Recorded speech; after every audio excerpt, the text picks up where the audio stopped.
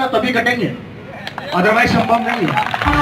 Hello, सोच कर देखिए कि दुनिया के हर फील्ड के अंदर जब आप कोई भी काम करते हैं, आपसे सबसे पहले एक चीज पूछी जाती है, कितने पढ़े लिखे हो।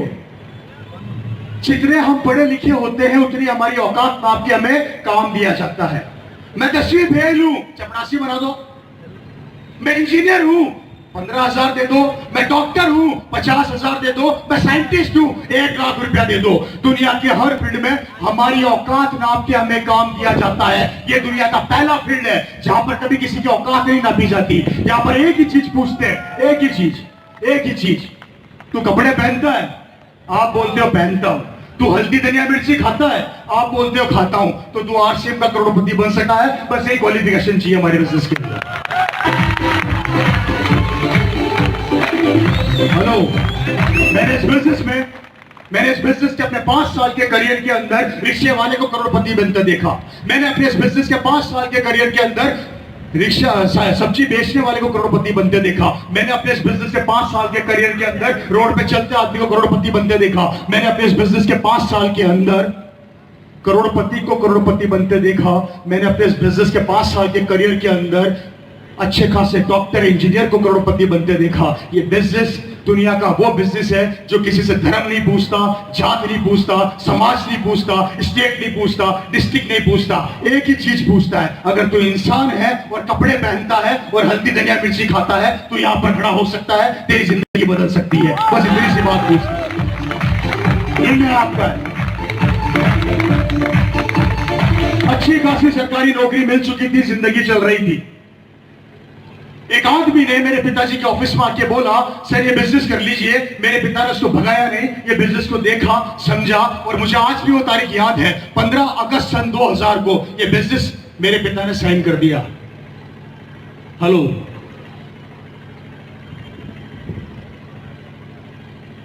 बिजनेस साइन करने के 1 महीना निकल गया, किसी ने आरसीएम ज्वाइन नहीं किया। मेरे परिवार के अंदर जितने रिलेशन वाले थे सबको बताया तो सबने मजाक बनाई। अड़ोसी पड़ोसी को बताया तो उन्होंने हंसी उड़ाई। 1 महीने के अंदर लगभग 1500 से 2000 लोगों ने मेरे पिताजी को साफ मना कर दिया, हम आरसीएम नहीं करेंगे। आज की तारीख में आप लोगों को अगर 2 आदमी मना कर देना हम आरसीएम नहीं करेंगे तो हम नेगेटिव हो जाते हैं। क्या हो जाते हैं सर? नेगेटिव हो जाते हैं। एक दिन मैंने मेरे पिता से पूछा, पापा सरकार आपको 25,000 रुपया सैलरी देती है, अच्छी खासी सरकारी नौकरी है, ये क्या कपड़े बेच रहे हो? बंद करो इस काम को। तो मेरे पिता ने मेरे को बोला कि तू इसका फ्यूचर नहीं जानता क्या होने वाला है, मुझे इसका फ्यूचर दिख रहा है और मैं तेरे को बताऊंगा ये क्या चीज होगी। ये बात मेरी ध्यान से सुनना और समझना। जो बात मैं आप लोगों को बोल रहा हूं वो बात मेरे पास उनकी 2001 की डायरी में आज भी लिखी हुई है, जो अभी हो रहा है। मैं रिपीट कर देता हूं, सन 2001 को उनकी जो डायरी थी, उस डायरी में जो उन्होंने भविष्य लिखा था वो आज हो रहा है। मेरे पास उसी से नोटेड था, वो उसी समय उन्होंने लिख दिया था आने वाले समय में क्या होगा। एक आदमी ज्वाइन नहीं हुआ सर, एक आदमी, पूरी कॉलोनी में बदनामी हो चुकी थी। सुबह सब्जी वाला सब्जी देने आता तो बोलता और आरसीएम कुछ आया क्या? शाम को दूध देने वाला दूध देने आता तो बोलता और आरसीएम कुछ आया क्या? और आया कुछ नहीं था, क्योंकि दिमाग का सेटिस्फेक्शन तो नोटों से होता है ना। आरसीएम से जब तक थोड़ी बारिश नहीं हो जाए शांति नहीं मिलती कलेजे को। शाम को मेरा परिवार घूमने निकलता था तो मेरे घर वालों का नाम रख दिया गया था आरसीएम। और आरसीएम कहां जा रहे हो? मेरे पिताजी का नाम था आरसीएम 1, मेरा नाम था आरसीएम 2, मेरी मम्मी का नाम था आरसीएम 3, मेरी बहनों का नाम था आरसीएम 4 और 5। मेरे पिताजी ने इस बिजनेस के लिए अपनी नौकरी साइड में रख दी। एक आदमी जो एसी कैबिन के अंदर बैठा रहता था आज भैंसों के तबेले में जाके सो रहा है। एक दिन गुस्से में आके मैंने मेरे पिताजी से पूछा कि पापा सरकार आपको 25,000 रुपया सैलरी देती है, बंद करो इस काम को। पूरी कॉलोनी आप पर हंस रही है, पूरे जयपुर के अंदर बदनामी हो चुकी है। ज्वाइनिंग एक नहीं हुई, पैसा एक नहीं आया और टेंशन इतनी सारी ले चुके आप। आपके साथ भी होता होगा। किसके साथ हो रहा है भाई? जिंदगी बदलने वाली है। क्योंकि जब जब आपकी बदनामी चालू हो जाए, लोग आप पे हंसना चालू कर दें और लोग आपको आरसीएम का पागल बोलना चालू कर दे, समझ लो सफलता आने वाली है। क्योंकि पागल पागल इतिहास रचता है। पागल ही मैं नहीं कहता, लोग कहते हैं कि पागल इतिहास रचता है और समझदार लोग उस इतिहास को पढ़ते हैं। अब आप लोग पागल बनना चाहते हो, समझदार रहना चाहते हो? मेरे पिताजी सन 2000 में पागल बने, इसलिए यहां पर खड़ा हूं। लोग मालाएं भी बनाते हैं, फोटो भी खींचते हैं, लोग पीछे भी भागते हैं तो फोन भी करते हैं, लोग मैसेज भी करते हैं तो प्यार भी करते हैं। मेरे पिताजी पागल बने थे सन 2000 में, 2000 में। और मेरे पड़ोसी जो पागल नहीं बने, वो आज भी मोटरसाइकिल पर है, वो आज भी मोटरसाइकिल पर है। तो मुझे बताइए, पागल बनने में समझदारी है, समझदार रहने में समझदारी है? पागल बनने में समझदारी है ना? 5 साल इस आरसीएम बिजनेस का पागल बन जाना, मैं वादा करता हूं पड़ोसी रिश्तेदार एक दिन आपके पीछे घूमेंगे। और पैसा तो ऐसा आएगा कि आप लोग कमाने के लिए दौड़ोगे और वो वक्त आ जाएगा कि आप ही लोग आने वाले 5 साल बाद पैसा खर्च करने के लिए दौड़ोगे, लेकिन पैसा आता खत्म नहीं होगा। 5 साल सिस्टम का पागल बन जाना, मेरी जिंदगी बदल जाएगी। 5 साल। हेलो, समझ में आ रही है बात? ओपन ग्राउंड में मैंने मीटिंग पहली बार करी है, फंक्शन सेलिब्रेशन तो बहुत सारे किए। अब मेरे को समझ में ये नहीं आ रहा कि समझ में आ रहा है कि नहीं आ रहा है? सब अपने अपने एंटीने खड़े करो एक बार, जिन जिन को समझ में नहीं आ रहा। बात को ध्यान से सुनो। हेलो, गर्मी लग रही है? 2 महीने निकल गए, किसी ने आरसीएम ज्वाइन नहीं किया। परिवार में बेइज्जती हो चुकी थी, समाज में बेइज्जती हो चुकी थी, गांव के अंदर इज्जत खराब हो चुकी थी, किसी ने इज्जत देना बंद कर दिया, लोगों ने प्यार देना बंद कर दिया, सबने हमें पागल कहा। मेरे पिताजी फिर भी नहीं रुके। एक दिन गुस्से में आके मैंने मेरे पिता से पूछा, सरकार आपको 25,000 रुपया सैलरी पापा दे रही है, छोड़ दो इस काम को। तब मेरे पिता ने मेरे को 2 बातें बोली थी। वो बातें उन्होंने मेरे को बोली थी सन 2001 के अंदर। मैं विजन की बात कर रहा हूं, यहाँ पे सपनों की बात कर रहा हूं, सोच की बात कर रहा हूं। एक शख्स जिसने 15-16 साल पहले इस आरसीएम का भविष्य देखा और उन्होंने मेरे को 16 साल पहले इसका भविष्य बताया था। मेरे घर के कमरे में उन्होंने मुझे बिठाकर कहा था, रवि सुन, मैं बताता हूं तेरे को आज आरसीएम बिजनेस क्यों कर रहा हूं। पहली बात, मेरे पिता ने मुझे कहा था, रवि सरकार मुझे 25,000 रुपया सैलरी देती है। जब बूढ़ा होऊंगा या इस दुनिया से जाऊंगा, मेरी सैलरी महीने की 1 लाख रुपया होगी। आज तेरे को बताता हूं ये आरसीएम बिजनेस क्यों कर रहा हूं। उन्होंने मुझे कहा था, ये आरसीएम बिजनेस मैं मेरे लिए नहीं कर रहा, ये आरसीएम बिजनेस के पीछे मैं पागल तेरे लिए हूं कि कल को अगर मुझे कुछ हो जाता है और मैं इस दुनिया में नहीं रहता, उसके बाद जहां से ये ओपी शर्मा छोड़कर जाएगा, वहां से रवि शर्मा चालू करेगा। ये इस बिजनेस की सबसे बड़ी ताकत है। मेरी बात ध्यान से सुनिए, अपने दिमाग पे बिठाइए कि मुझे नहीं पता कि आप लोग अपने बच्चे, अपने परिवार के भविष्य को लेकर कितने सीरियस हो, मुझे ध्यान में नहीं है। लेकिन मेरे पिताजी मेरे भविष्य को लेकर इतने सीरियस थे। उनको दिख रहा था आने वाले समय में काम धंधे रहेंगे नहीं, नौकरियां रहेगी नहीं, तो मेरा बेटा क्या करेगा जब मैं दुनिया से चला जाऊंगा।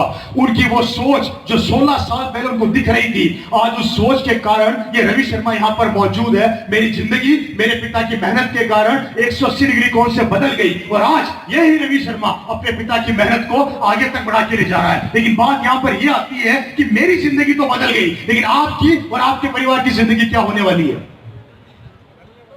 कैसे बदलेगी?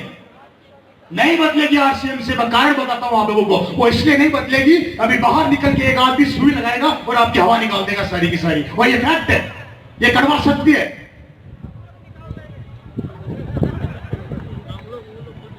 हेलो,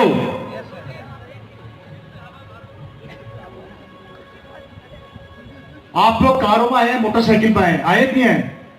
आपकी गाड़ी का टायर खोलूंगा तो प्यार करोगे या पीटोगे? आपकी मोटरसाइकिल का टायर चुराऊंगा तो प्यार करोगे या पीटोगे? 1-2 हजार रुपए के टायर के लिए मेरे को पीटने को तैयार हो गए। एक पड़ोसी आपके सपने चुरा के ले जा रहा है, उससे कुछ नहीं कह रहे हो, क्यों?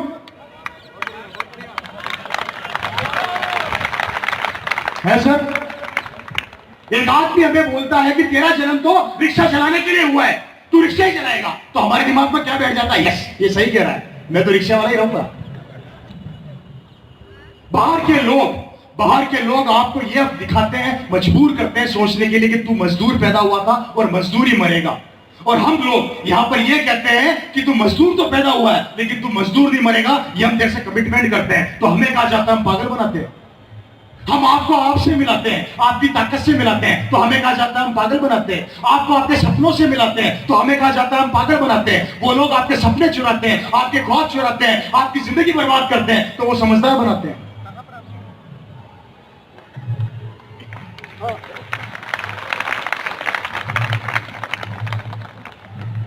अगर मेरे पिताजी की हवा, अगर मेरे पिताजी का जोश सन 2000 में खत्म हो जाता या निकल जाता, तो मुझे बताइए आज मैं यहां पर होता क्या?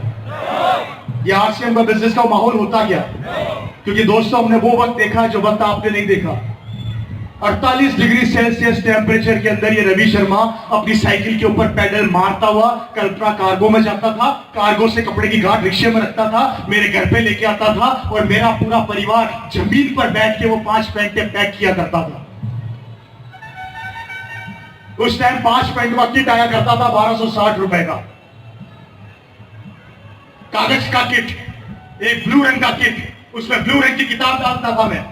और वो किट भी कई बार तो जयपुर में बनते थे तो पिताजी की मोटरसाइकिल के ऊपर, और मोटरसाइकिल कौन सी? Kawasaki four stroke champion. उस मोटरसाइकिल के पीछे बैठ के उन किटों को लेके बैठ के घर पे आता था और पिताजी के साथ जमीन पे बैठ के मैं पैक किया करता था।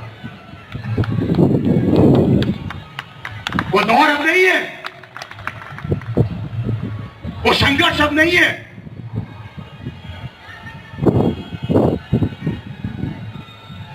खानदान ने साथ छोड़ दिया, रिश्तेदारों ने मुंह मोड़ लिया, पड़ोसी दूर हट गए, ऑफिस की नौकरी खतरे में पड़ गई, कुछ नहीं बचा था। लेकिन एक चीज बची थी और वो थी मेरे पिताजी का जुनून और विश्वास। एक दिन करके दिखाऊंगा, चाहे कुछ भी हो जाए, रुकूंगा नहीं। हेलो,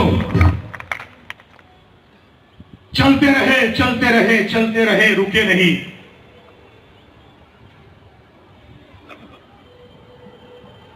और तो नहीं हो रहे? आगे बढ़ूं?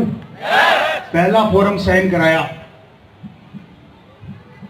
पिताजी का बचपन का दोस्त, आदमी टारगेट करता है ना दोस्तों को, आप भी सबसे पहले दोस्तों के पास जाते हो। मेरे पिताजी का बचपन का दोस्त, उसने बोला, मेरे पिता ने उसको बोला एक बिजनेस आया तेरे पास लेकर आ रहा हूं। मेरे पिताजी ने बोला, उस दोस्त ने बोला आ जाओ। जयपुर से 250 किलोमीटर दूर जोधपुर, नाम सुना है जोधपुर का? जोधपुर बड़ी प्यारी जगह है, जो वहां पर जाता है वही का होके रह जाता है। जैसे सलमान खान, मदिलपा महीना, आसाराम जी, सोच समझ के जाना, बड़ी प्यारी जगह है। जोधपुर से 50 किलोमीटर पहले एक गांव पड़ता है जिसका नाम है नीमाच। मेरे पिता का बचपन का दोस्त, जिसने मेरे पिताजी के साथ वो गरीबी देखी थी कि मेरे पिताजी संघर्ष कैसे करते थे, उसके पास ये बिजनेस लेकर गए 250 किलोमीटर दूर। और साथ भी रहे, पिता के दोस्त ने पता मेरे पिता को क्या बोला? 4 दिन बाद आना, वापिस भेज दिया। मेरे पिताजी 4 दिन बाद एग्जैक्ट टाइम के ऊपर फिर पहुंच गए साइन कर। उस आदमी ने बोला आहा तू एक काम कर, 3 दिन बाद आ। मेरे पिताजी ने बोला अच्छा, मैं 3 दिन फिर आऊंगा। मेरा नाम भी ओपी शर्मा है, अगर तू इतना शाना है तो मैं भी तेरा बाप को शानी बनता है। 3 दिन बाद मेरे पिताजी फिर पहुंच गए, साइन कर। वो बोला 2 दिन बाद आना। ओके, 2 दिन बाद आऊंगा। एक आदमी साइन कराने के लिए नौकरी पेशा इंसान 250 किलोमीटर दूर जाता था मात्र एक फॉर्म साइन कराने के लिए। बात समझना, बात की डेप्थ समझना, क्या बोल रहा हूं मैं। सफलता इम्तिहान लेती है, आसानी से नहीं मिलती, ऊपर वाला भी देता है तो। लेकिन आप लोग छप्पर बनाओगे नहीं तो ऊपर वाला फाड़ेगा क्या? छप्पर तो बनानी पड़ेगी। 250 किलोमीटर दूर मेरे पिताजी फिर चले गए साइन कर। उसने बोला ओके। पीछा छुड़ाने के लिए साइन कर दिया। मेरे पिताजी ने बोला मीटिंग रखना, मैं 2 दिन बाद फिर आऊंगा, 4 आदमी बिठा देना। उसने बोला अच्छा, अब 4 बिठाने भी पड़ेंगे? 4 नहीं, तेरे को 8 बिठाने पड़ेंगे, 16 बिठाने पड़ेंगे, मैं फिर आऊंगा। 2 दिन बाद फिर पहुंच गए, एक भी आदमी नहीं बैठा। मेरी बात समझ रहे हैं? 2 दिन और निकल गए, मेरे पिताजी ने बोला आदमी बिठा। मेरे पिताजी फिर पहुंच गए, एक भी नहीं बैठा। 1 महीने चक्कर लगाने के बाद 2 लोग मिले, मात्र 2 लोग। कितना दूर जाते थे वो? कितना दूर जाते थे वो? कितना दूर जाते थे वो? उसके बाद उस आदमी ने 2 बिठाए, 2 के 4 हुए, 4 के 8 हुए। और आज वो आदमी इस बिजनेस का बहुत बड़ा अचीवर है, जिसका नाम आप सब जानते हो। और उस आदमी का नाम है विजेंद्र सिंह राठौर, जो इस बिजनेस का डायमंड है। हेलो। कारण चलना, रुकना नहीं। कोई कुछ भी बोले थमना नहीं। अपने सपनों से समझौता मत करना, चाहे आपके घर वाले आपको रोके, चाहे आपके बच्चे आपको रोके। हमने भी रोका था, लेकिन वो रुके नहीं। चलना, चलता रहे, चलते रहे, चलते रहे, चलते रहे। सफलता मिलती गई, मिलती गई। क्यों? क्योंकि उन्होंने कभी जिंदगी में हार नहीं मानी। नौकरी को साइड में रख दिया, नौकरी से इस्तीफा दे दिया। एक ही चीज नजर आती थी, और वो थी आरसीएम, आरसीएम, आरसीएम। कारण उनको भविष्य नजर आ रहा था।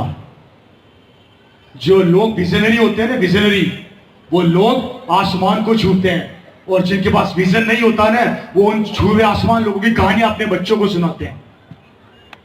याद रखना मेरी बात, या तो कहानी सुनने वाला बन जाओ, या इतिहास रच दो।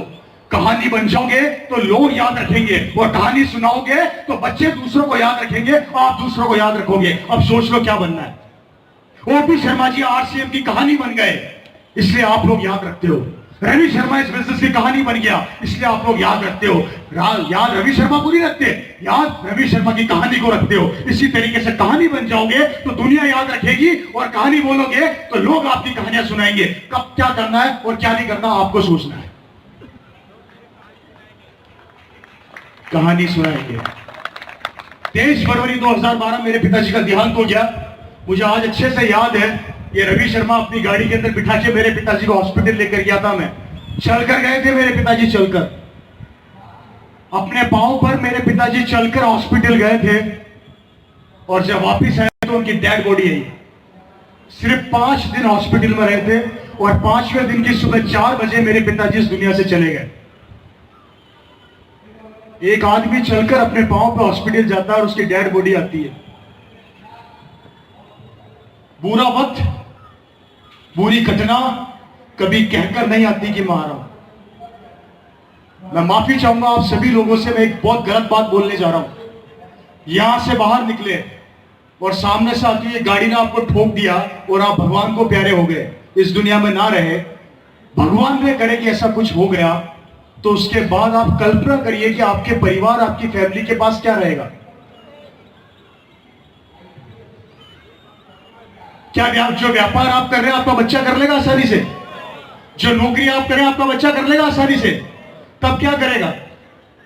मेरे पिता ने विजन देखा इस बिजनेस में, यहां खड़ा हूं। पिताजी दुनिया से गए तो आरसीएम मेरे पास आ गया। मैंने इस बिजनेस को देखा, संभाला, और कोशिश कर रहा हूं बेहतर करने की। क्यों? क्योंकि उन्होंने विजन देखा, सपना देखा। लेकिन आपने अपने परिवार, अपने बच्चे के लिए क्या सपना देखा?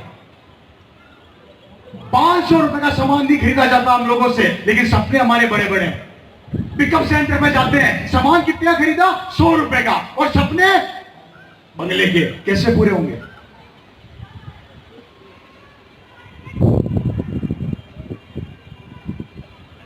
हम किसको धोखा दे रहे हैं? किसको? आरसीएम को।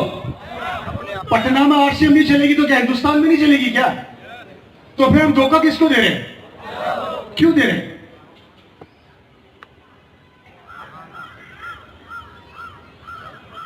हम धोखा अपने आप को दे रहे हैं, हम धोखा अपने परिवार को दे रहे हैं, हम धोखा अपने आने वाली पीढ़ियों को दे रहे हैं, हम धोखा अपने बच्चों को दे रहे हैं, हम धोखा आरसीएम को दे रहे हैं। तो क्यों दे रहे हैं और कब तक दोगे? कब तक?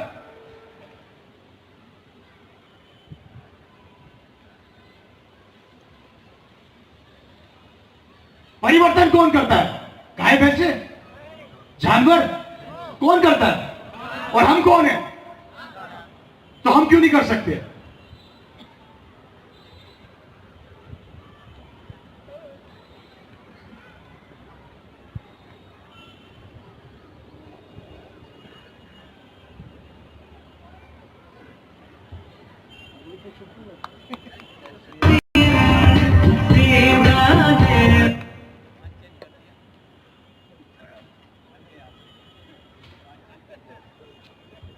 हेलो, इतना सन्नाटा क्यों है भाई?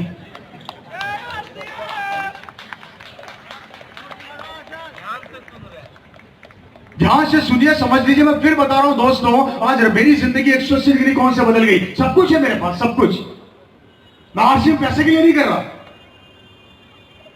लोग मुझे बोलते हैं रवि जी आप सबसे बड़ी पिन पर हूं, सबसे बड़ा पैसा आता है, लेकिन इस पैसे के पीछे की मेहनत किस किसने देखी?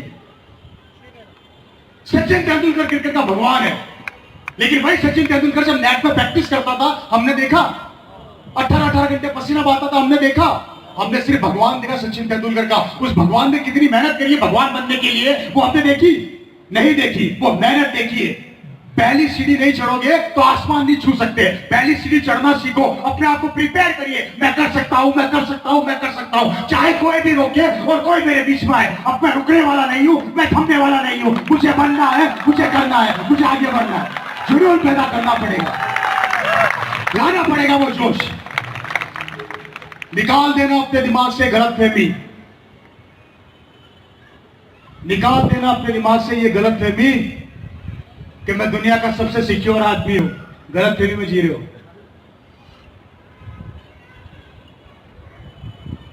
मुझे लोग बोलते हैं कि सर हमें आरसीएम की क्या जरूरत है? मेरा बेटा स्कूल का टॉपर है, मेरा बेटा 95% से पास हुआ है। तो आपकी नॉलेज के लिए बता देता हूं, 98% वाले मार्केट में पहले ही घूम रहे हैं। लोग मुझे बोलते हैं सर हमें आरसीएम की क्या जरूरत है? हमारे पास तो पैसा ही पैसा है, हमारे पास तो करोड़ों की प्रॉपर्टी है। तो आप लोग भी अपने दिमाग से गलतफहमी निकाल देना। करोड़पति आप हो, आपका बेटा नहीं है। धीरू भाई अंबानी के 2 बेटे थे और हैं, कौन कौन से हैं? और सबसे पैसे वाला कौन है? और अनिल अंबानी क्या हालत चल रही है पता है? बैंक करप्ट हो चुका है, बैंक करप्ट होने वाला है, कर्जा है उसके ऊपर। जब धीरू भाई अंबानी के दोनों बेटे एक जैसे नहीं हो सके तो हम क्या गारंटी लेते हैं कि हमारा बेटा हमारा जैसा हो जाएगा? क्या है? क्या करोगे, क्या करोगे? मेरे राजस्थान के अंदर मेरे पड़ोसी के पास जमीन हुआ करती थी 20 बीघा। पिताजी एक्सपायर हुआ, लड़के ने जमीन बेची, पैसा आया 20 करोड़। बेटा याश था, रोज शाम को, समझ गए, गाड़ियां खरीद ली। 6 साल लगे, 20 करोड़ साफ। जयपुर के अंदर ओला कैब चलाता है। एक जमाने में पिताजी करोड़पति थे, बेटा ओला कैब चला रहा है।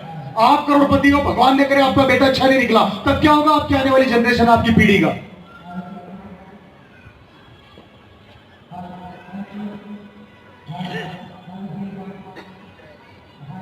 मत करो आरसीएम, करोगे क्या?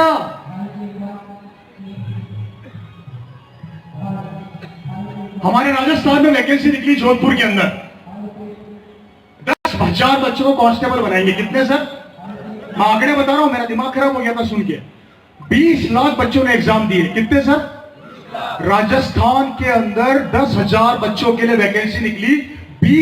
10,000 बच्चों के लिए वैकेंसी निकली, 20 लाख बच्चों ने एग्जाम दिए। 20 लाख में से 10,000 बच्चों को नौकरी मिल गई। 19,90,000 बच्चे सड़क पे आज भी स्ट्रगल कर रहे हैं। अब मुझे बताइए उनका भविष्य क्या होगा? अब आप बोलेंगे 3 महीने बाद फिर एग्जाम देंगे, तो 3 महीने बाद वो बच्चे 20 लाख नहीं होंगे, 40 लाख हो जाएंगे। तब क्या करेंगे?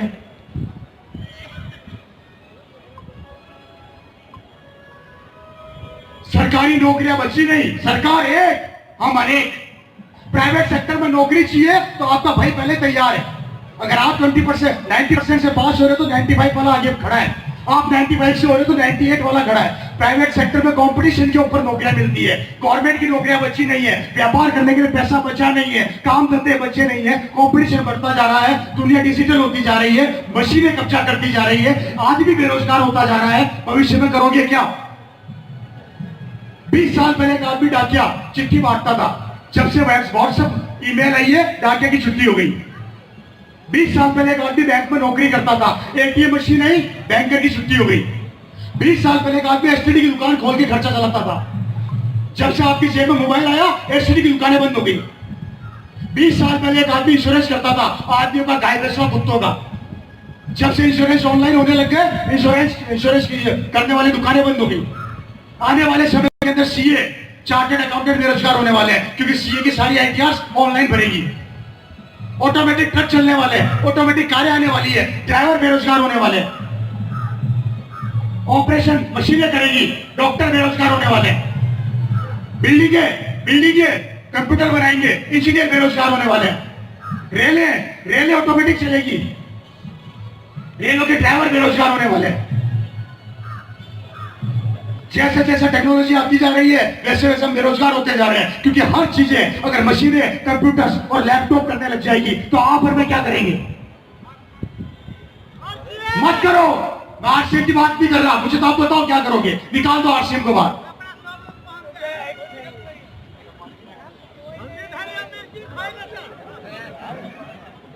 क्या करोगे?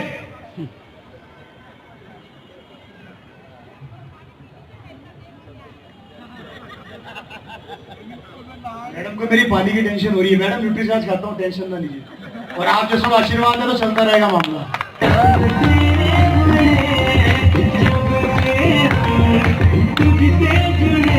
सोच कर बताइए मेरे को, जब डिजिटल आने वाला समय कंप्यूटराइज होगा, मशीनें करेंगी, आप और मैं क्या करेंगे? माफी चाहता हूं, दिल्ली की हालत देखिए आप। एक आदमी घर से निकलता है लैपटॉप लेके, कार में बैठा बैठा काम करता है, काम बंद करता है, घर जाता है तो गाड़ी में खाता है, गाड़ी में ही सोता है। बॉम्बे के अंदर एक आदमी ट्रेन के अंदर जिंदगी निकाल देता है। क्या करोगे?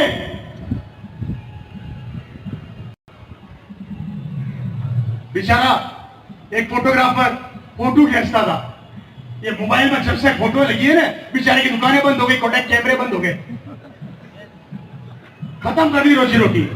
ये यहां पर ये भाई साहब खड़े हैं, ये इस जगह पे एक जमाने में कैमरा हुआ करता था, मोबाइल लगा दिया।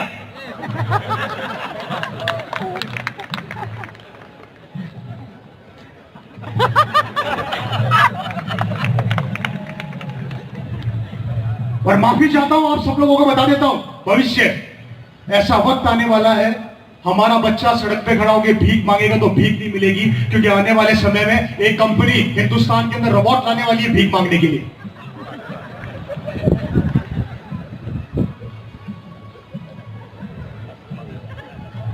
कोई रास्ता है? और हम चिल्ला चिल्ला के बोल रहे हैं दुकान बदल ले, दुकान बदल ले, दुकान बदल ले, तेरी जिंदगी बदल जाएगी। हमारी समझ में नहीं आती, पड़ोसी बोलेगा उसकी समझ में आ जाएगी। मत खाइए आरसीएम से, खाइए बाजार से। बड़ा दुख होता है मुझे ये जानकर, शाहरुख खान का बेटा क्या करेगा हम सबको पता है,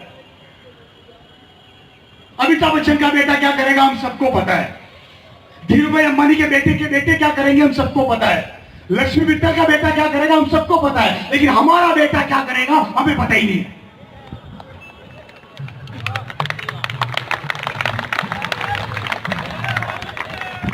शाहरुख खान के पास कौन सी गाड़ी है हम सबको पता है,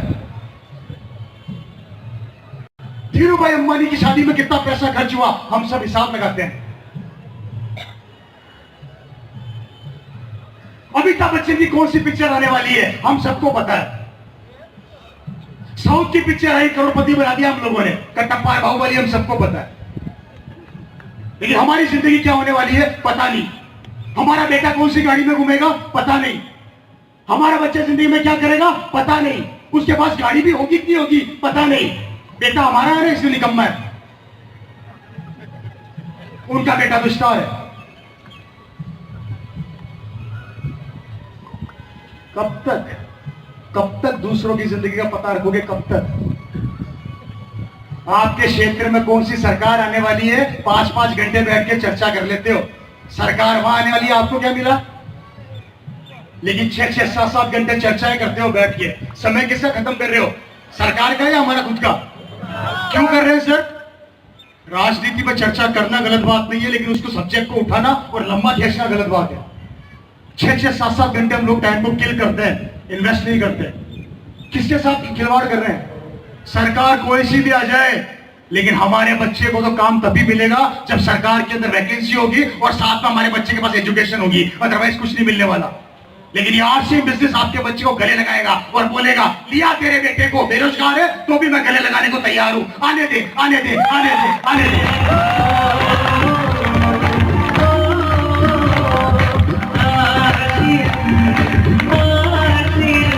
हेलो,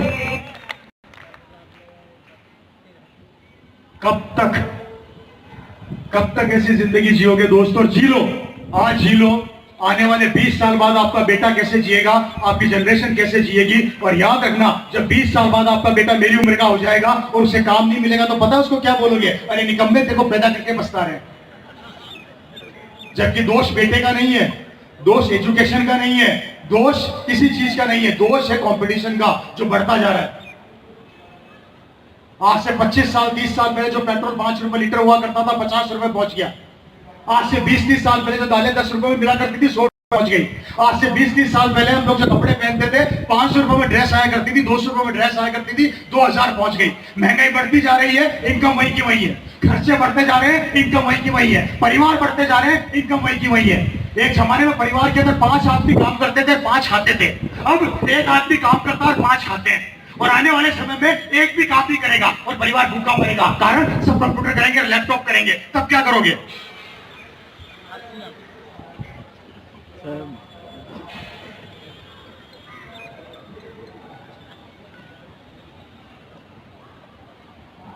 कमाल हो गया। जिंदगी आपकी, भविष्य आपका, बच्चे आपके, पीढ़ी आपकी, आपको पता ही नहीं है।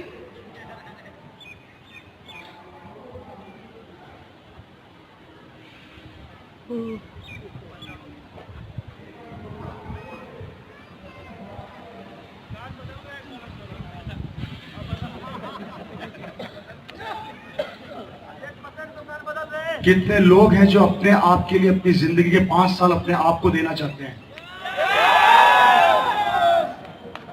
मैं सिर्फ आपकी जिंदगी के 5 साल मांग रहा हूं। आपकी उम्र 50 साल 45 साल 100 साल मुझे नहीं पता, मैं 5 साल मांग रहा हूं। 5 साल मेरे कहने पे काम करना चालू कर दो। ये रवि शर्मा जैसे पागल यहां पर आते रहेंगे और आपके बिजनेस को बड़ा करते रहेंगे, लेकिन आपका साथ जब तक मेरे हाथ में नहीं मिलेगा ये दुनिया नहीं बदल सकती। अकेला रवि शर्मा कुछ नहीं कर सकता, लेकिन अगर आप लोगों ने अपना हाथ मेरे हाथ पे रख दिया तो मैं वादा करता हूं एक दिन आपके बेटे को यहां पर लाके खड़ा कर दूंगा और दुनिया उसके लिए तालियां बजाएगी, दुनिया उसको सलाम करेगी। लेकिन देखा तो देखो तो सही। हेलो हेलो, करना चाहते हैं, बदलना चाहते हैं जिंदगी, या भीड़ का हिस्सा बनना चाहते हो? कितने लोग हैं जो अपने बेटे को नौकर बनाएंगे? एक भी नहीं है। कमाल हो गया ये तो। सब मालिक बनाओगे? मैंने पूछा कितने बेटे, कितने लोग अपने बच्चे को नौकर बनाएंगे, एक ने हाथ खड़ा नहीं किया। और घर जाकर उसको यही सिखाएंगे निकम्मे, अच्छी पढ़ाई करते नौकरी मिल जाएगी। तो झूठ किससे बोल रहे हो? फिर किससे